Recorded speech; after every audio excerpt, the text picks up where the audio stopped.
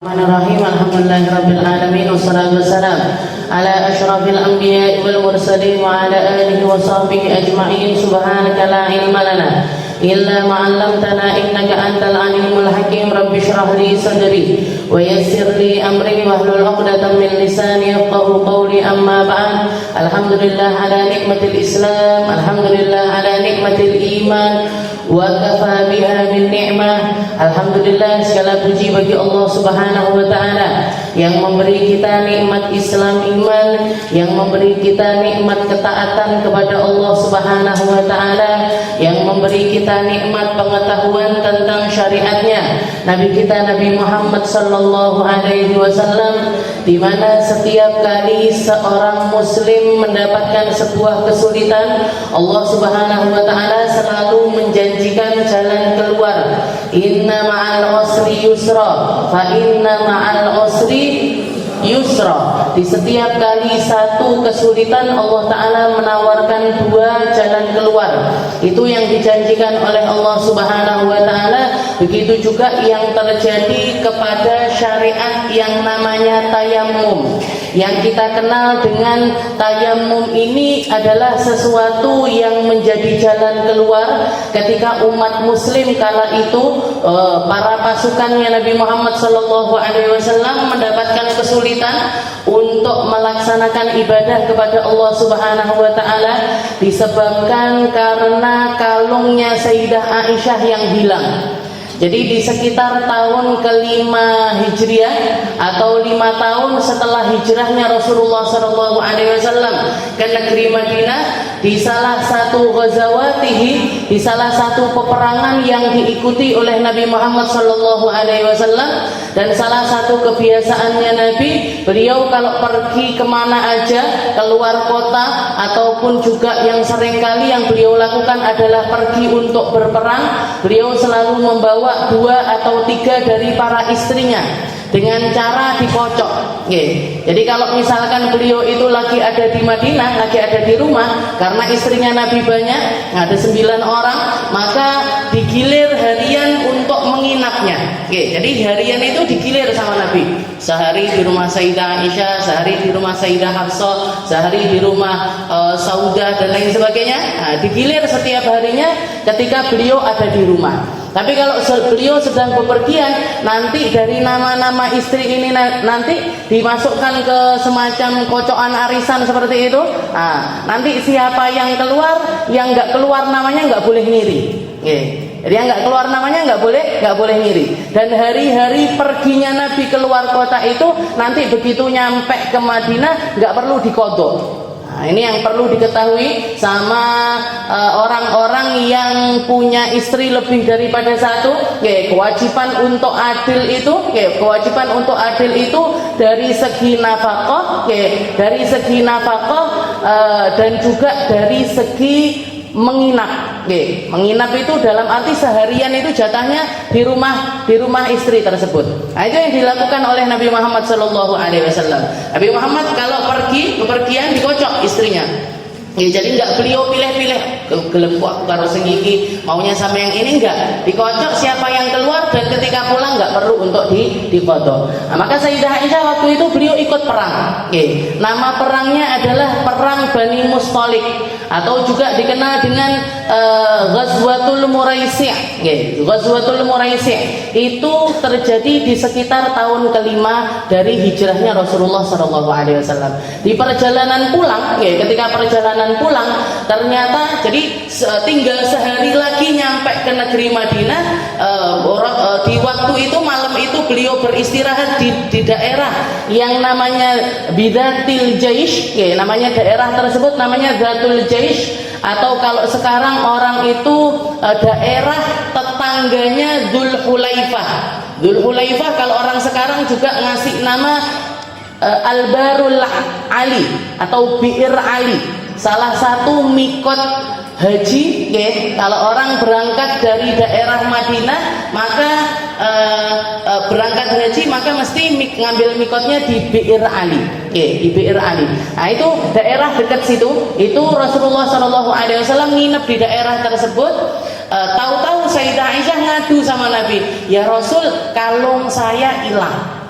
Kalung beliau hilang. Sudahlah kalung itu bukan kalung milik pribadinya Sayyidah Aisyah, tapi minjem. Jadi Sayyidah Aisyah ya silih-silihan, Bu. Minjem kalungnya kakaknya, yaitu Sayyidah Asma. Dan bukan kalung emas, bukan kalung emas, bukan kalung perak, itu kalung dari salah satu batu mulia. Jadi lepas, mungkin ketika beliau ke kamar mandi atau gimana, lepas, hilang, beliau nggak tahu di mana. Akhirnya ngadu sama Rasulullah SAW, ya Rasul, kalung saya hilang. Akhirnya Rasulullah langsung menghentikan seluruh pasukan. Jadi ribuan orang yang ikut perang itu, para bapak-bapak dan juga ibu-ibu yang ikut perang itu langsung diberhentikan sama Nabi. Wes gak sido budal. Ngapain ya Rasul? Semuanya cari kalungnya Aisyah. Jadi 1000 orang itu disuruh nyari kalungnya Sayyidah Aisyah. Nah, jadi karena ikut bingung, Rasulullah bingung, perempuan kalau kalungnya hilangnya ngomelnya iso berbulan-bulan. Apalagi bukan punyanya sendiri tapi minjem dari Sayyidah Asma. Rasulullah nyuruh semua pasukan untuk nyari. Sehingga itu memakan waktu yang lama sekali sampai akhirnya jadwal atau planningnya Nabi, sesuatu yang sudah direncanakan sama Nabi, istirahatnya di sini, nanti ngambil airnya di sini, buat perbekalan sekitar orang sekian ini kita harus ngambil air sekian. Zaman itu kan seperti itu, Bu. Nggak kayak kita pergi zaman sekarang, dikit-dikit ada Indomaret, dikit-dikit ada masjid, dikit-dikit ada tempat untuk ngambil air dan lain sebagainya. Jenengan kebelet ke kamar mandi sak wayah-wayah, tinggal mampir. Jenengan pengen lagi haus dan lain, tinggal mampir. Zaman dulu kan enggak, semuanya itu di planning dari awal. Oh, kita butuh air sekian buat wudhu sama makan sama masak, maka nanti ngambilnya di daerah ini yang ada airnya, nanti di sumur ini yang ada airnya. Sehingga itu perencanaan itu jadi berantakan gara-gara kalungnya Sayyidah Aisyah. Jadi gara-gara kalung ini tadi, perkara kalung ini tadi bikin semua orang ini berantakan. Makannya, minumnya, wudhunya mereka, bersih-bersihnya mereka ini berantakan. Akhirnya karena katanya Nabi ini sudah larut malam, ya sudah istirahat di tempat tersebut. Kita tidur aja di daerah ini. Tapi dengan resiko besok pagi itu bakalan kehabisan air semuanya. Buat minum nggak ada, buat wudhu apalagi. Sebelum itu para sahabat ini kenal syariat sholat itu ya harus wudhu. Jadi setiap kali mau sholat dia harus wudhu, gak bisa digantikan dengan sesuatu yang lainnya. Maka dikatakan hari itu, malam itu Rasulullah tidur geletak di pangkuannya Sayyidah Aisyah. Di dalam kemah, jadi beliau geletak di pangkuannya Sayyidah Aisyah. Orang-orang pada ngadu sama Sayyidina Abu Bakar. Sayyidina Abu Bakar ini kan bapaknya Sayyidah Aisyah. Jadi orang-orang pada ngadu, itu loh perkara kalungnya putrimu sampai kita semuanya keteteran kayak gini. Coba besok kita mau minum apa? Ayo besok mau sholat subuh wudhu pakai apa ini? Gak ada air, gak ada minuman dan lain sebagainya. Maka Sayyidina Abu Bakar langsung sambil marah, mukanya merah, masuk ke kemahnya Sayyidah Aisyah, ngelihat Rasulullah tidur di pangkuannya beliau, tapi beliau ini marah. Nah, jadi di hadis itu Sayyidah Aisyah yang menceritakan, Ja'a Abu Bakar. Abu Bakar datang kepadaku. Jadi beliau nggak pakai bahasa Ja'a Abi, enggak. Ja'a bapakku datang, enggak. Abu Bakar datang. Saking marahnya juga. Mungkin Sayyidah Aisyah ini tahu, ini bapakku ini datang bukan dalam keadaan baik-baik saja. Maka beliau datang dicecer Sayyidah Aisyah, sampai Sayyidah Aisyah mengatakan hatta qala maqala masya Allah ayyuqal. Beliau marahin saya dengan kalimat-kalimat yang luar biasa banyak, ngomelin saya kanan kiri. Lihat ini, oh keluarga ini jadi gini, orang ini jadi begini dan lain sebagainya. Sambil nyubitin perutnya Sayyidah Aisyah. Gara-gara awakmu. Gitu kan. Dicubit-cubit perutnya Sayyidah Aisyah, tapi Sayyidah Aisyah yang dikatakan dicubit-cubit sama abahnya, tapi beliau berusaha semaksimal mungkin untuk enggak gerak, takut Rasulullah kebangun. Nah ini makanya dikatakan Allah Ta'ala itu menceritakan di salah satu ayatnya, muji Sayyidah Aisyah, at-tayyibatu lit-tayyibin, perempuan baik-baik itu dipasangkan sama laki-laki yang baik. Begitu juga laki-laki baik dipasangkan sama perempuan yang baik-baik. Jangan lihat Rasulullah SAW yamna'ul jaish, nyuruh orang-orang semuanya 1000 orang atau bahkan mungkin lebih daripada itu untuk tinggal gara-gara nyari kalungnya Sayyidah Aisyah. Ini kan berarti menunjukkan betapa cintanya Rasul sama Sayyidah Aisyah. Di satu sisi Sayyidah Aisyah juga melakukan pengorbanan yang sama. Beliau nahan dirinya untuk enggak gerak biar Rasulullah itu enggak bangun dari tidurnya. Itu yang dilakukan oleh Sayyidah Aisyah. Dimarah-marahin beliau enggak bergerak sama sekali. Sampai datang waktu subuh. Sampai datang waktu subuh ketika Rasulullah bangun turun ayatut tayammum. Turunlah ayat yang menjelaskan tentang tayamum. Ya ayyuhalladzina idza qumtum ila shalah faghsilu wujuhakum wa aydiyakum ilal marafiq wamsahu bi wujuhikum wa aydiyakum ila wa arjulakum ilal ka'bayn fa illam tajidu ma'an fatayammamu sa'idan thayyiban. Katanya Allah Ta'ala, kalian kalau mau sholat wudu, basuh wajah, basuh tangan, basuh kepala, basuh kaki. Tapi kalau enggak nemu air, fatayammamu, silahkan melaksanakan yang namanya tayamum. Sa'idan thayyiban, cari debu yang baik, maksudnya cari debu yang suci. Fatayammamu sa'idan thayyiban. La yuridullahu bikum. Jadi di ayat selanjutnya Allah Ta'ala mengatakan Allah Ta'ala tidak menginginkan kesusahan atas kalian, walakin yuridu liyutahhirakum, tapi Allah Ta'ala ingin senantiasa kalian ini menjadi hamba-hamba yang selalu dalam keadaan bersih. Bersih dohirnya, bersih batinnya. Tayamum, wudu itu adalah bentuk penjagaan kebersihan kita dari segi dohirnya, tapi dari segi batinnya juga kalian akan dapat.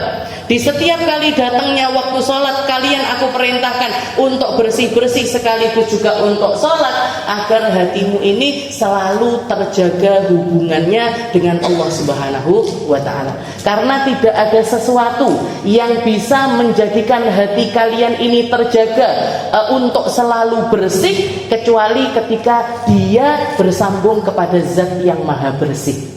Innallaha jamil yuhibbul jamal. Allah Ta'ala itu indah, menyukai sesuatu yang indah. Jadi kalau misalkan kita pengen, ya Allah saya pengen hati saya bersih, saya pengen saya ini gak punya dendam, saya pengen gak punya riya, saya pengen gak punya sombong, saya gak pengen hati saya ini kotor dengan segala macam penyakit hati. Apa kuncinya? Kuncinya di mana? Kuncinya jaga hubungan kita dengan Allah Subhanahu wa Ta'ala. Jangan akan jadi orang yang bersih. Jangan akan dihilangkan, dihapuskan segala sesuatu yang kotor-kotor, baik dari jasad kita ataupun juga dari dalam hati kita. Jadi di waktu subuh turun ayat tersebut, Rasulullah langsung nyuruh para sahabat semuanya untuk sholat subuh dengan menggunakan tayamum. Ada salah satu sahabatnya Nabi namanya Usaid bin Hudayr. Beliau mengatakan kepada Sayyidina Abu Bakar, "Ya Aba Bakrin, ma hadza bi awwali barakatikum ya ala Aba Bakrin." Wahai Sayyidina Abu Bakar, wahai keluarganya Abu Bakar, ini bukan berkah pertama kali yang Allah Ta'ala berikan kepada umat Islam. Fajazakumullahu anna ahsanal jaza. Maka kami semuanya patut untuk berterima kasih kepada kalian, karena seringkali Allah Ta'ala itu menurunkan sebuah hukum khusus untuk keluarga kalian, tapi jadi berkah untuk semua umat Islam. Yang menjalani tayamum mulai dari zaman tersebut sampai akhir zaman nanti, Sayyidina Abu Bakar ikut dapat pahala, Sayyidah Aisyah ikut dapat pahala, semua orang yang pertama kali menjalani syariat tersebut mendapatkan pahalanya. Dan dikatakan begitu selesai sholat subuh, semua orang sudah sholat subuh, fajar sudah menyingsing, maksudnya sudah naik, mataharinya sudah naik, berarti maksudnya waktu subuh itu sudah habis, tahu-tahu onta di depan kemahnya Sayyidah Aisyah itu berdiri dan kalungnya ada di bawah onta itu. makanya tidak ketemu. Wong dilingui karo unta, diduduki sama si unta ini tadi. Jadi bahkan para ulama itu menyebutkan seakan-akan Allah Taala itu memang nyuruh si unta ini untuk menyembunyikan kalungnya Sayyidah Aisyah demi menurunkan syariat yang namanya tayamum. Jadi syariat tayamum ini hadiahnya Allah Taala untuk umatnya Nabi Muhammad Sallallahu Alaihi Wasallam. Zaman sebelum itu nggak kenal, istilahnya nggak ada syariat tayamum. Orang mau sholat atau orang mau ibadah, ya yang harus dilakukan adalah berwudu. Nah sekarang kita kembali bahas kemarin beberapa minggu yang lalu kita sudah bahas tentang syurutut tayamum. Syarat-syaratnya tayamum harus pakai debu, debunya harus suci, harus bersih, nggak boleh yang mustakmal atau yang sudah pernah dipakai, dan harus debu yang lahu gubar, yang keluar percikannya. Apa percikan? Pokoknya like ditepuk gini ada yang keluar. Kalau dipegang ada yang kasar-kasar. Nah itu berarti lahu gubar. Ada gubarnya. Apa gubar itu? Ngeres, enek ngeres syaratnya dari si debu itu sendiri.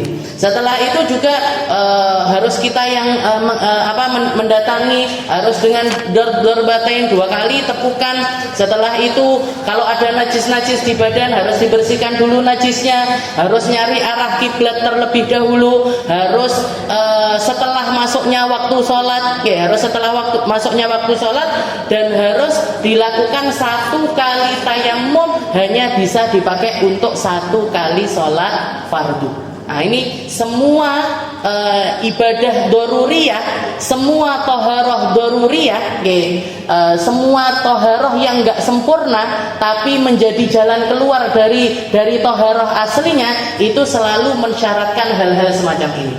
Jadi harus nyari arah kiblat dulu, semuanya harus dilakukan setelah masuknya waktu sholat, seperti yang dilakukan sama Nabi Muhammad. Datang dulu waktu subuh, baru Rasulullah memerintahkan para sahabat untuk melaksanakan tayamum. Habis tayamum langsung melaksanakan sholat subuh.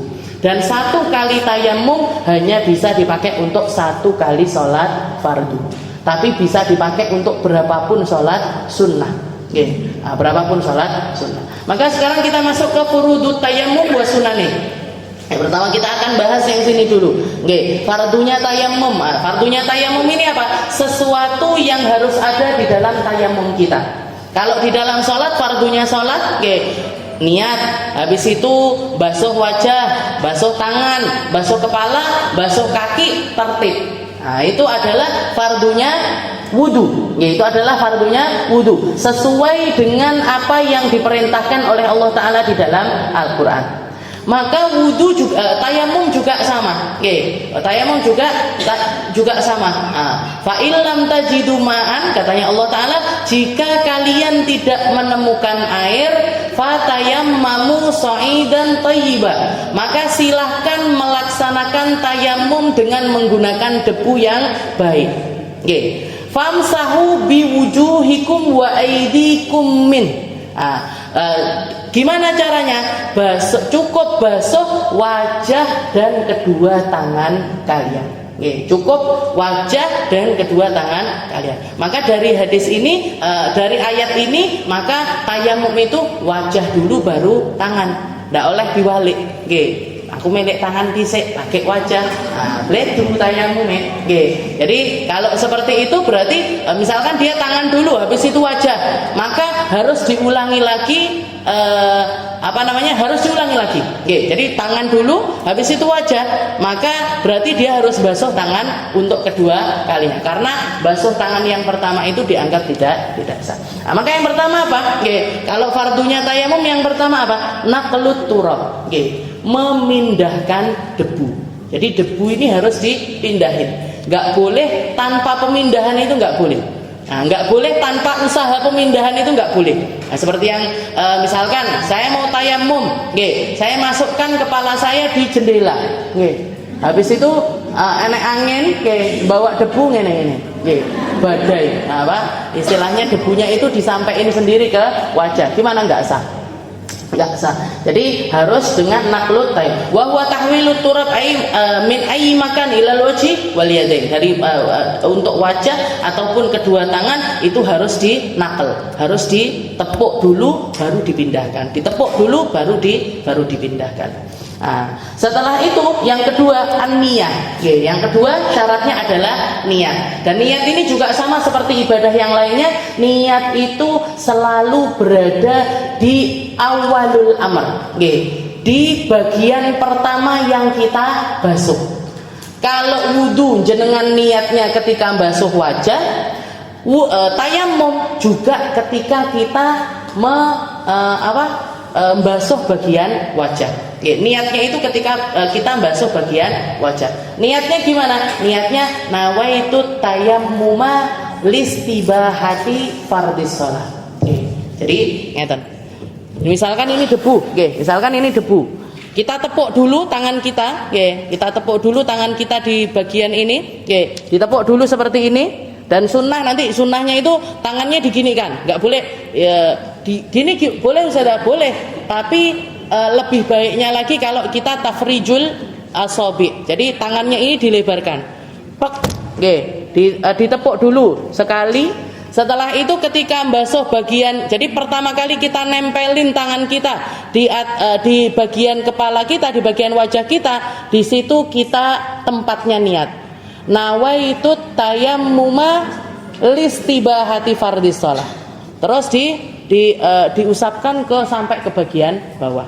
Diusapkan merata sampai ke bagian bawah. Nah, jadi niatnya itu di bagian pertama kali yang kita basuh. Kalau lupa gimana? Sudah mulai dari sini, ketika tengah-tengah baru, lali niat. Nawaitu tayammuma listibahati fardhis shalah. Maka gimana ini? Yang bagian atas harus diulangi. Yang bagian atas harus diulangi. Yang sah bagian ke bawah. Yang atas harus diulangi lagi. Nah itu. Jadi dan niat ini, darajatun niat ini ada 3 derajat. Jangan kalau niat tayamum itu ada tiga kategori, ada tiga derajat. Ada boleh kita niat tayamum, misalkan jenengan bukan mau sholat, tapi mau membaca Al-Quran, tapi mau membaca Al-Quran.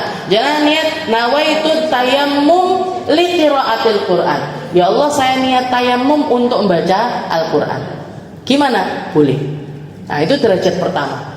Derajat kedua, jenengan niat tayamum untuk melaksanakan sholat sunnah. Niat tayamum untuk sholat, mau duhaan misalkan, mau sholat duha. Ya Allah, nawaitu tayamum li sholatid duha. Saya niat tayamum agar saya diperbolehkan sholat duha. Itu derajat yang kedua. Derajat yang paling atas, niat tayamum untuk sholat wajib. Nawaitu tayammum listibahati fardhis shalah. Dari ketiga derajat ini, yang paling bawah gunanya baca Al-Quran, yang nomor 2 gunanya untuk sholat sunnah, yang nomor 3 gunanya untuk sholat fardu. Kalau orang niat tayamum pakai niat yang paling atas, yang bawah-bawahnya boleh dilakukan. Meskipun nggak ngulangi tayamum, yang nomor 2 sama yang nomor 1 ini boleh dilakukan. Tapi kalau niatnya nomor 1 atau nomor 2, ini hanya boleh dilakukan untuk ibadah tersebut atau ibadah yang di bawahnya. Cuman boleh dipakai untuk yang ibadah tersebut atau ibadah yang ada di bawahnya. Jadi misalkan jenengan tayamum untuk sholat duha, habis sholat duha pengen ngaji megang Al-Quran, gimana? Boleh. Tapi kalau kita niatnya, saya niat tayamum untuk membaca Al-Quran, buat sholat sunnah nggak boleh, apalagi buat sholat fardu. Makanya dari awal kan saya jelasinnya harus niatnya listibahati fardhis shalah, agar kita diperbolehkan sholat fardu. Kenapa? Karena kalau niatnya yang paling atas, bawah-bawahnya semuanya boleh. Bawah-bawahnya semua boleh. Jadi jangan tayamum sekali, niatnya untuk sholat fardu, itu bisa dipakai untuk 1 kali sholat fardu, tapi berapapun sholat sunnah ataupun juga baca Al-Quran. Jadi kayak yang dilakukan sama Nabi Muhammad ini, misalkan beliau sholat subuh dengan menggunakan tayamum, Jadi beliau sholat subuh dengan menggunakan tayamum. Misalkan setelah sholat subuh beliau nunggu baca Al-Quran sampai isyraq, sampai datang waktu isyraq. Dilihat, oh tayamum saya belum batal, ya nggak kentut, ya nggak megang laki-laki dan lain sebagainya. Nah, gimana ini? Saya langsung sholat isyraq boleh apa enggak? Boleh. Nah, setelah sholat isyraq nunggu lagi sampai misalkan 15 menit kemudian atau setengah jam kemudian. Nah, setelah itu pengen sholat duha, gimana? Boleh untuk dipakai untuk sholat duha. Bahkan misalkan sampai waktu duhur kok nggak batal, sampai waktu duhur kok nggak batal, dia boleh melakukan sholat sunnah apapun ataupun juga megang Al-Quran.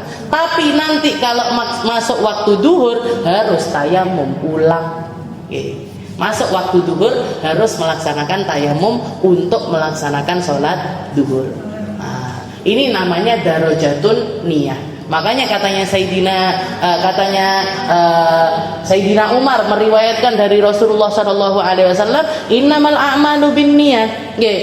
Semua amal itu selalu tergantung niatnya. Niat itu mampu mengubah ibadah, mampu mengubah sesuatu yang kebiasaan menjadi ibadah, juga bisa menjadikan sebuah ibadah menjadi sesuatu yang enggak ada nilainya. Atau juga bisa menjadikan amal ibadah kita ini jadi niat itu jadi penentu keabsahan ibadah kita. Nah, jadi penentu. Bahkan seperti ini tadi. Kalau saya ambil yang paling tinggi, bawah-bawahnya boleh. Tapi kalau ngambil yang paling rendah, atas-atasnya nggak dapat. Atas-atasnya nggak dapat. Nah, jadi itu yang namanya niat. Di mana tempatnya? Di bagian pertama kali yang kita basuh dari anggota wajah. Jadi naqlut turab, mindahkan debu ke anggota. Nah, setelah itu niat. Nah, setelah niat apa? Setelah niat mashul wajh. Wala yajibu isalu turab ila manabiti sya'ar wala yundab. Jadi bagian wajah ini dikatakan diwajibkan untuk dibasuh secara global saja. Enggak perlu sampai mendetail ke misalkan sini-sini digini-ginikan. Kayak kalau kita wudhu kan bagian rambut sini harus kena, kalau ada kumisnya harus kena, kalau jenggotnya agak lebar, bukan lebar, apa? Panjang, tebel, itu harus disela-selai semuanya. Nah, ini tapi kalau untuk tayamum mboten. Nah, cukup seperti tadi tuh. Jadi diginikan, setelah itu diratakan sekali aja. Nah, sampai ke seluruh wajah. Kayaknya bagian bawah hidung belum kena, nggak apa-apa. Bagian sela-sela sini belum kena, nggak apa-apa. Bagian sela-sela mata belum kena, nggak apa-apa. Kelilipan jenenganku. Lek motone barang dadak diginikan.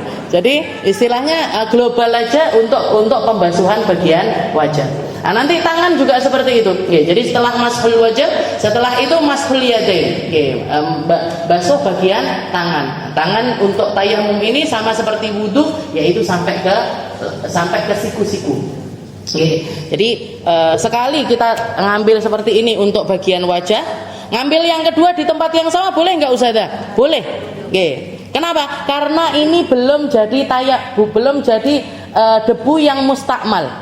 Belum jadi debu yang mustakmal. Debu yang mustakmal itu apa sih? Debu yang sudah pernah dipakai.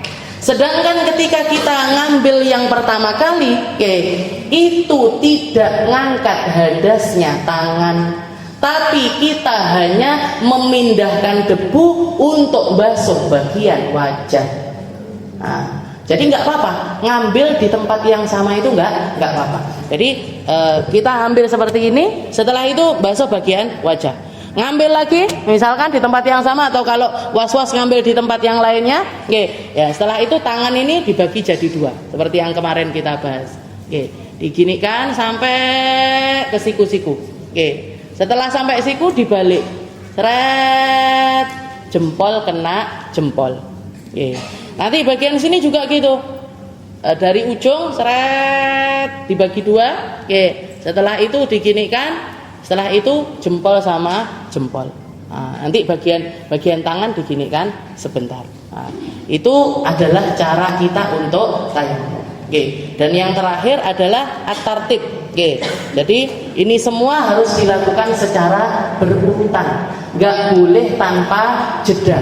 Oke, nggak boleh harus mualah, nggak boleh pakai apa istilahnya ditinggalnya podisek nggak boleh. Oke, habis basuh wajah ngomong-ngomongan naruh kancane, gimang piye gimang. Terus lanjut yang kedua nggak boleh. Oke, jadi kalau untuk tayamum itu mualah di situ hukumnya adalah wajib. Lain sama wudu. Oke, kalau wudu jenengan nggak mualah nggak apa-apa. Oke, jenengan nggak langsung menyelesaikan wudu itu nggak masalah. Karena kalau wudu itu toharoh qawiyah, toharoh yang kuat. Kalau tayamum itu toharoh dhaifah, toharoh yang lemah. Jadi kalau wudu boleh. Jenengan wudu misalkan basuh wajahnya di Tulungagung, basuh tangannya di Blitar, basuh kepalanya di Mojokerto misalkan, basuh kakinya di Surabaya, boleh. Sholatnya di Surabaya, boleh. Jadi kalau untuk wudu itu tidak mualah, itu nggak masalah. Mandi pun juga seperti itu. Makanya guru saya dulu salah satu yang diajarkan sama beliau, kalau misalkan nikah, misalkan ada orang nikah, kebetulan rumahnya itu kamar mandinya di luar, kamar mandinya itu di luar, otomatis dan di situ ada mertuanya, ada ipar-iparnya, misalkan seperti itu. Misalkan malam-malam dia janabah, malam-malam dia hubungan suami istri, terus isin lek subuh-subuh rambutnya teles. Malu kalau misalkan ketahuan keramas. Itu boleh misalkan tengah malam tapi dia juga kedinginan, tengah malam ke kamar mandi basuh kepala aja, keramas tok. Keramasan tok. Jadi mandi junubnya dicicil. Kepala aja yang dibasuh, habis itu balik lagi tidur, subuh tinggal basuh bagian badan. Gimana ini, mandinya sah apa enggak? Sah. Karena kalau mandi ataupun juga wudu itu toharohnya toharoh yang kuat, toharoh qawiyah. Jadi dicicil mboten napa-napa, dicicil, nggak apa-apa. Tapi kalau tayamum nggak boleh, harus langsung dilakukan. Jadi ini tadi furudut tayamum. Setelah furudut tayamum kita masuk ke sunanihi, sunnah-sunnahnya tayamum. Dikatakan wa itu hakul sunnatin min sunanil wudu yumkinul ityan biha fit tayammum fa hiya sunnah illa tathlid wa takhlilul lihya wa yazidu fit tayammum khamsatu sunan. Jadi dikatakan untuk sunnah-sunnahnya tayamum ini sebenarnya banyak sekali. Semua sunnah yang bisa dilakukan di wudu, sunnah dilakukan di tayamum. Semua sunnah yang bisa dilakukan di wudu, sunnah dilakukan di tayamum. Seperti apa? Seperti bersiwak. Jangan mau tayamum siwakan dulu, atau misalkan sikat gigi dulu. Juga sunnah untuk baca bismillah. Sunnah untuk baca bismillah. Jadi baca bismillah di dalam wudu itu hukumnya adalah sunnah. Maka di dalam tayamum juga hukumnya adalah sunnah. Dilakukannya kapan Ustaz? Dilakukannya sebelum kita ngambil tanah atau bersamaan dengan ngambil bismillahirrahmanirrahim. Habis itu ketika basuh wajah, ini yang dilakukan adalah niat tayamum. Yang dilakukan adalah niat tayamum. Jadi baca bismillah sunnah, pakai siwak juga sunnah. Yang enggak sunnah adalah tahlil wa tahlilul lihyah, meniga-nigakan. Kalau wudu kan sunnah 3-3, basuh bagian wajah sunnah 3, basuh bagian tangan sunnah 3, kepala 3, kaki 3, nyela-nyelain telinga 3, basuh bagian leher 3. Sunnah semuanya 3-3. Tapi kalau tayamum cukup 1 aja. Nggak ada kesunahan untuk 3-3. Wa tahlilul lihyah, juga menyela-nyelai jenggot ini juga nggak sunnah. Wazid, yang khusus untuk tayamum ada 5. Ada 5 kesunahan. Yang pertama tafrijul asabi', seperti yang tadi kita bahas. Tangannya dilebarin. Ketika nepuk itu tangannya dilebarkan. Setelah itu takhfifut turab ba'dad darb. Setelah itu debunya, kalau misalkan jenengan ngambilnya di tanah, itu kan ketika kita tepuk banyak yang nempel. Atau tanahnya kan banyak yang nempel. Maka sunnah untuk takhfif. Takhfif itu diginikan. Jadi meringankan itu biar yang besar-besar itu rontok. Nggih. Biar yang besar-besar itu takhfifut turab ba'dad dar. Itu hukumnya adalah sunnah. Kalau enggak pun juga enggak apa-apa. Oke. Dan yang ketiga, alla yarfa yadahu 'anil udwi hatta yutim mashahu. Oke. Setelah itu ketika kita basuh bagian wajah ataupun juga kedua tangan, jangan diangkat dulu kecuali setelah sempurna semuanya. Oke. Berarti boleh saja kalau diangkat boleh, tapi resikonya itu tadi, jenengan harus ngulangi bagian, yang bagian setelahnya ini harus pakai debu yang baru lagi. Nah, karena debunya sudah mustakmal, karena debunya sudah pernah dipakai. Jadi kayak tadi misalkan, kalau tadi kan lupa niat. Kalau misalkan saya basuh tangan, ngambil debu, setelah itu basuh bagian kepala, basuh bagian wajah. Ketika tengah-tengah saya lepaskan. Gimana ini? Ya kalau dilepaskan gimana? Sah enggak tayamumnya? Sah, tapi untuk bagian bawahnya jenengan harus ngambil debu lagi. Dan ketika kita ngambil debu yang kedua, debu yang di sini jadi mustakmal juga. Nah, debu yang di tangan jadi mustakmal, debu yang di sini juga jadi mustakmal. Jadi debu yang di tangan jadi debu yang sudah pernah kepake. Jadi nanti untuk yang tangannya harus nyari debu yang lain lagi. Nah, yang di sini istilahnya yang di tangan jadi mustakmal, yang di sini juga jadi mustakmal. Tapi boleh. Makanya di sini sunnahnya ketika kita basuh wajah ataupun basuh tangan jangan ragu-ragu dan harus sekali usapan. Kalau mau simple. Mau mempersulit diri ya enggak apa-apa. Kalau mau mempersulit diri juga enggak apa-apa. Misalkan tayamum, saya mau tayamum model baru saja, tak ini. Ambil lagi tak ini. Tak ini. Nah, silahkan kayak uang wedaan. Nah, gimana ini? Boleh, tapi debu yang di sini harus selalu baru, debu yang di tangan juga harus selalu baru. Nah, ini kan tips meruatkan diri. Nah, jadi alla yarfa yadahu 'anil udwi hatta yutim mashab. Jadi jangan diangkat tangannya kecuali setelah sempurna semua bagian basuhan tersebut. Setelah itu yang keempat, naz'ul khatim li awwali dharbah. Jadi melepaskan cincin, kalau jenengan pakai cincin, dilepas dulu cincinnya mulai dari awal. Jadi sebelum tayamum itu sebaiknya cincinnya dilepas dulu. Apalagi kalau cincinnya itu ketat sekali. Apalagi kalau cincinnya ketat, maka sebaiknya dilepas dari awal. Itu sunnahnya, Tapi kalau untuk wajibnya, yang wajib itu di bagian basuhan yang kedua itu cincin itu harus sudah terlepas. Jadi cincin itu sudah harus terlepas di basuhan yang kedua.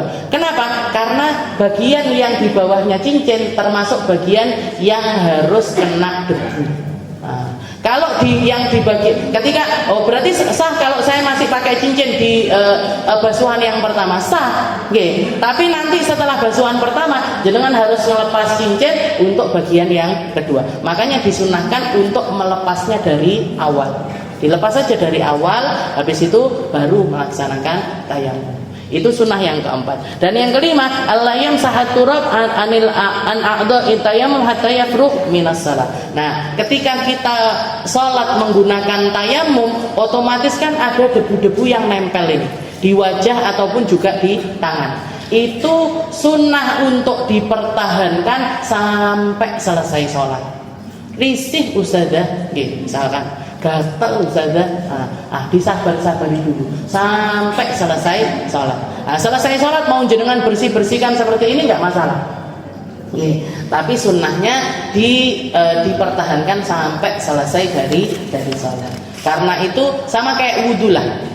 Wudhu itu kita disunnahkan untuk nggak mengeringkannya, biar dia itu kering dengan sendirinya. Karena selama air itu masih nempel di kita, itu pengguguran dosa itu terus berjalan. Pengguguran dosa-dosa, misalkan air masih di wajah, ini dosa-dosanya wajah ini digugurkan sama Allah Ta'ala. Masih di tangan, ini dosa-dosanya tangan ini digugur. Jangan malah dianduk. Berarti tidak usah ya Allah Gusti wis resti kula nggih. Wis ndak duwe dosa nggih. Misalkan seperti itu dikeringkan. Jadi sunnahnya itu enggak dikeringkan sampai biar dia itu kering dengan sendirinya. Tayamum juga gitu. Nggih, debunya dibiarin aja sampai dia kalaupun mau membersihkan bersihkan setelah selesai salat. Dan yang bab yang ketiga adalah mubtilatut tayamum, hal-hal yang membatalkan tayamum. Nah, ini tadi fardunya tayamum, ini sunnahnya tayamum, dan yang terakhir adalah mubtilatut tayamum, perkara yang membatalkan tayamum. Ini perkara yang membatalkan tayamum. Salasah, cuman 3 aja yang batalin tayamum. Yang pertama adalah ma'abtalal wudu. Yang pertama adalah semua yang membatalkan wudu. Semua yang membatalkan wudu itu membatalkan tayamum, tapi bukan semua tayamum, tayamum yang niatnya jadi pengganti wudu. Kalau tayamum yang jadi pengganti mandi tidak batal dengan batalnya wudu. Tidak batal dengan apa yang membatalkan wudu. Jadi tayamum itu kan 2 macam. Ada tayamum jadi gantinya sholat, jadi tayamum gantinya wudu, ada tayamum gantinya mandi. Ada tayamum gantinya wudu, ada tayamum gantinya mandi. Kalau tayamum gantinya mandi, seperti yang terjadi di zamannya Nabi Sayyidina Ammar bin Yasir, beliau itu junub, istilahnya hubungan suami istri malam-malam, tahu-tahu mau sholat subuh bingung, tapi waktu itu beliau pergi lagi sendirian syariah, jadi sama rombongan di situ nggak ada Rasulullah SAW, jadi beliau nggak bisa nanya sama Nabi, sehingga ketika mau mandi suci ini karena nggak ada air, beliau pergi ke ke padang pasir yang jauh dari orang. Habis itu dilepas semua bajunya, summa tamarraqa kama tamarraqal himar. Katanya Sayyidina Ammar, saya guling-guling di tanah ya Rasul, kayak kalau keledai itu guling-guling di tanah. Ketika setelah selesai, jadi tayamumnya itu maksudnya gantinya mandi itu beliau tayamum dengan cara seperti itu. Begitu sampai ke negeri Madinah, nanya sama Nabi, ya Rasul, tayamum saya ini bener apa enggak? Katanya Nabi, enggak bener banget. Tayamum itu cukup dorbatain, tayamumnya wudu sama tayamumnya mandi itu sama caranya, cuman niatnya yang beda. Jadi kalau jenengan, kalau misalkan kita kayak orang misalkan yang sering nanya sama saya itu sekarang itu orang, misalnya saya lagi opnam, saya lagi diinfus. Saya lagi sakit, saya diinfus. Setelah waktu diinfus saya lagi haid saja. Waktu diinfus saya lagi haid. Tengah-tengah masih dalam keadaan sakit, saya suci, darahnya berhenti. Gimana ini? Saya harus mandi besar, harus mandi suci, apa cukup dengan tayamum saja? Atau cukup dengan tayamum saja? Saya katakan, dilihat Bu, kalau misalkan sakitnya itu sakit yang masih bisa menggunakan air, kalau misalkan sakitnya itu sakit yang masih bisa menggunakan air, maka mandi untuk bagian yang gak ada infusnya. Setelah mandi, jadi yang bagian yang lain yang sehat ini tadi, misalkan sakitnya sudah rodok reda, jadi mandi untuk bagian yang lain, tapi untuk bagian yang ada infusnya ini kan karena mesti ada yang bagian ketutup, nggak bisa kena air. Untuk gantikan bagian yang nggak bisa kena air ini, jenengan tayamum. Jadi ini digabung antara tayamum dengan mandi. Tapi kalau misalkan memang benar-benar katanya dokter jangan sampai nyentuh air. Kalau kamu kena air bahaya. Maka gimana? Cukup tayamum sekali, niatnya gantikan mandi. Itu cukup tayamum sekali, niatnya untuk menggantikan mandi. Ini tayamum kalau dipakai untuk menggantikan mandi, jenengan kentut kah, megang suaminya kah, ataupun juga tidur dan lain sebagainya, itu mandinya nggak batal. Nggak harus tayamum untuk mandi lagi. Nggak harus tayamum untuk menggantikan mandi lagi.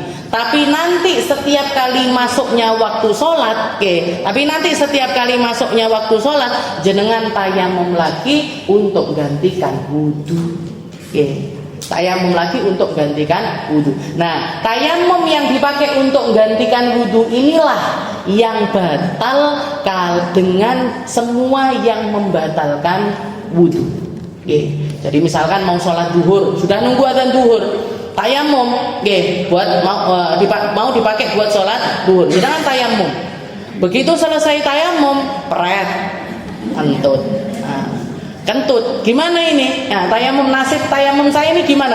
Ya sudah, harus diulangi lagi, karena tayamumnya batal. Kenapa? Karena jenengan batal dengan batalnya wudhu. Jadi perkara yang membatalkan tayamum yang pertama adalah kullu ma abtalal wudu. Semua yang membatalkan wudu akan membatalkan tayamum kita kalau tayamumnya adalah tayamum wudu. Kalau tayamumnya adalah tayamum wudu. Yang kedua ar-riddah.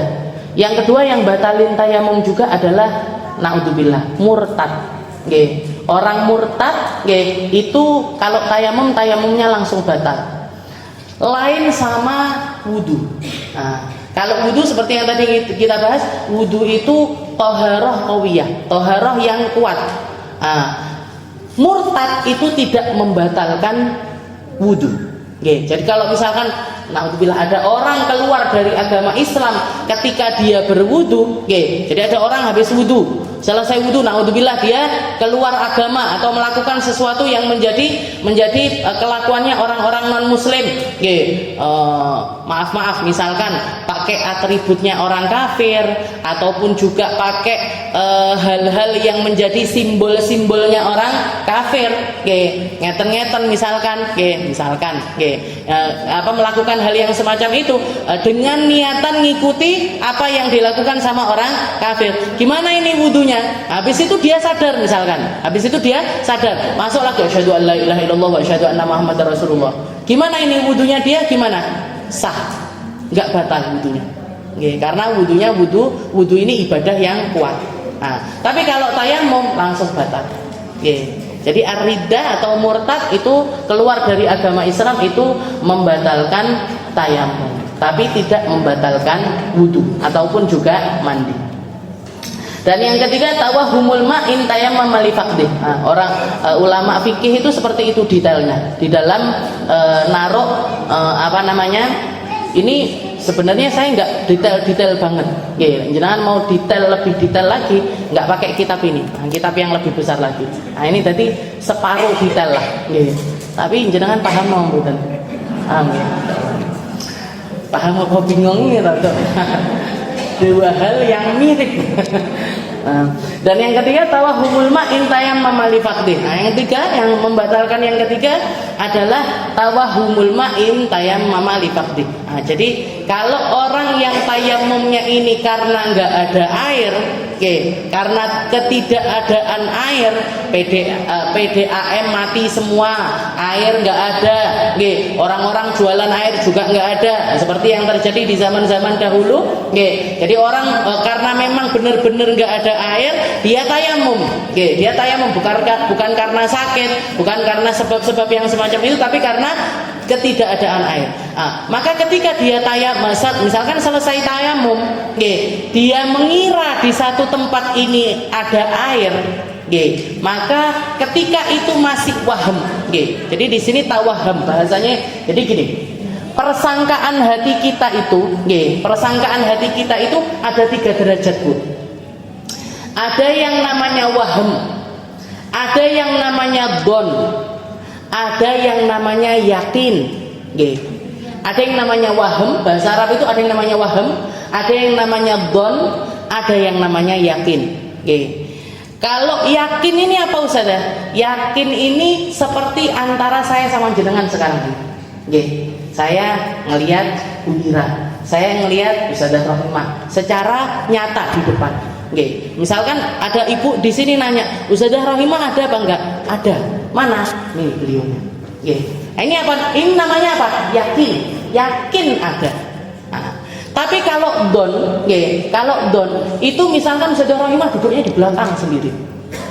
Jenengan nanya sama saya, Ustazah, jenengan kelihatan Ustazah Rohimah. Kayaknya ada. Kayaknya ada. Tapi masih satu ruangan. Nah, itu jadi kalau di prosentase gitu nggih, ini persenannya itu 50% kemungkinan yang saya ucapkan ini benar. Itu namanya don. Persangkaan tapi mencapai 50%. Itu namanya adalah don. Nah, itu namanya adalah persangkaan yang 50-50, 50%. Kayaknya ada. Saya tadi sekelebat ngelihat beliaunya. Nah, itu namanya don.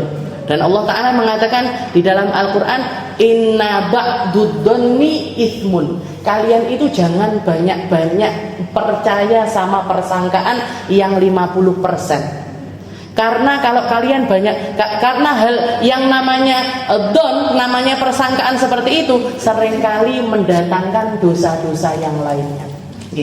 Delok wong, kelihatan nyapa kuwi kok mlebu ning gone kono. Misalkan di tempat orang-orang minum, jilbaban, koyok kenal ibu iki, langsung ngomong sama suaminya, Pak, saya ngelihat bojone jenengan nggone kono, ngomong sama temennya, saya ngelihat ibu itu loh jereke ngaji ning gone ribat Aisyah, tibake mlebu ning gone tempat yang kayak gitu, cerita. Nah ini banyak datangkan dosa karena gara-gara persangkaan seperti ini. Jadi kalau masih 50% jangan dipercaya. Rasulullah pernah tengah malam, Bu. Tengah malam sekitar jam 2, jam 3, beliau berdiri di depan masjid, sama istrinya namanya Sayyidah Sofiyah. Dan istrinya Nabi semua kan pakai niqab, semuanya nutup wajah, nutup aurat dengan sempurna. Lewat 2 orang sahabatnya Nabi. Ketika melewati Nabi Muhammad, mereka itu jalannya agak dicepetin.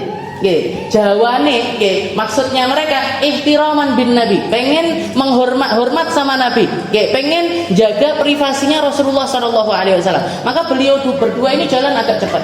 Dipanggil sama Nabi, mahlan, sini. Innaha la Sofiyah. Ini istriku yang namanya Sofiyah. Katanya para sahabat tersebut, mana dunnu bika su'an ya Rasul, kami enggak suudon sama jenengan ya Rasul. Kami enggak ada, di dalam hati kami enggak ada persangkaan apa-apa sama jenengan ya Rasul. Ditambahi sama Nabi, inna syaitan yajri fil insan majrad dam. Kalian mungkin sekarang enggak suudon, tapi setan, yang namanya setan itu jalan sama aliran darahnya manusia. Kemungkinan nanti kalian nyampe rumah atau di mana, kalian nggak sengaja cerita sama istrimu, Rasulullah karo sapa neh kuwi. Jangan-jangan, jangan ini, mendingan jenengan lek jangan telo, apa jangan lode, itu aja. Semua jangan persangkaan seperti itu, skip semuanya, Bu. Kalau masih 50% jangan dipercaya. Geraknya hati, geraknya pikiran, geraknya apa yang kita lihat, kalau 50% jangan mengatakan itu adalah sebuah fakta. Di bawahnya lagi namanya waham. Waham ini apa? Waham ini ada tanda-tandanya. Ada tanda-tandanya, tapi kurang dari 50%. Jadi mungkin 20%, 30%, 40% itu namanya waham.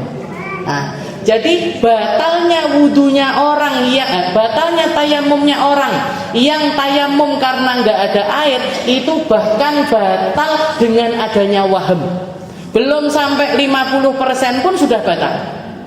Jadi misalkan dia sholat, pakai tayamum karena memang tidak ada air, kerannya mati semuanya,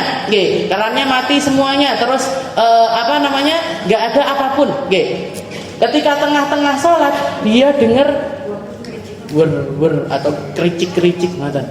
Koyoke udan, sepertinya hujan. Atau sepertinya kerannya nyala.